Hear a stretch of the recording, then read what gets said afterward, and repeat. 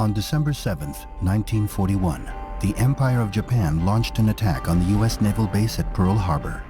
In the following months, hundreds of thousands of Japanese Americans were rounded up and sent to internment camps under suspicion of disloyalty to the United States.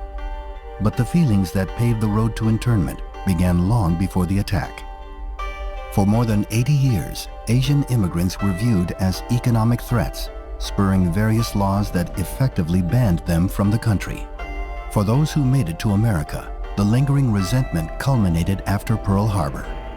Motivated by vocal outcries from politicians and military officials, FDR signed Executive Order 9066, empowering the U.S. Army to designate areas from which any or all persons may be excluded.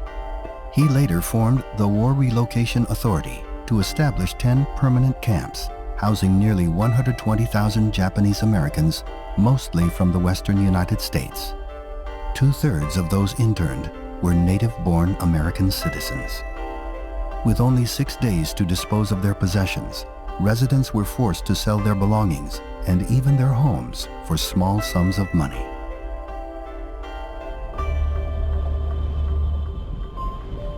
Internment camps were often situated in isolated deserts, prone to harsh weather, and surrounded by barbed wire and guard towers. Within the barracks, internees lived in small one-room apartments with little privacy and constant surveillance. They were only given a standard army cot, blankets, and a small heating stove. Despite these difficult living conditions, internees tried to establish a sense of community, creating newspapers, schools, churches, and farms. Even in the face of persecution, young men came forth to join the military. Nearly 33,000 Japanese Americans served during World War II, many of whom became highly decorated for their valor in battle.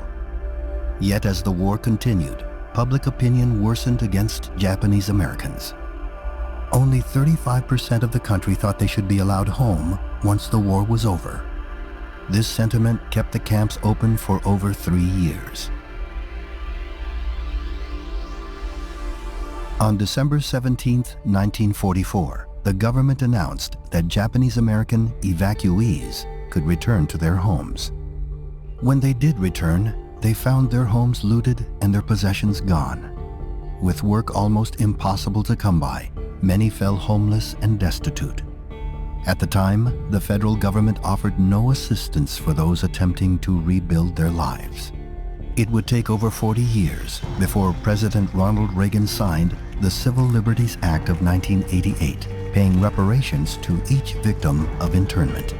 No payment can make up for those lost years. So what is most important in this bill has less to do with property than with honor. For here we admit a wrong. Here we reaffirm our commitment as a nation to equal justice under the law.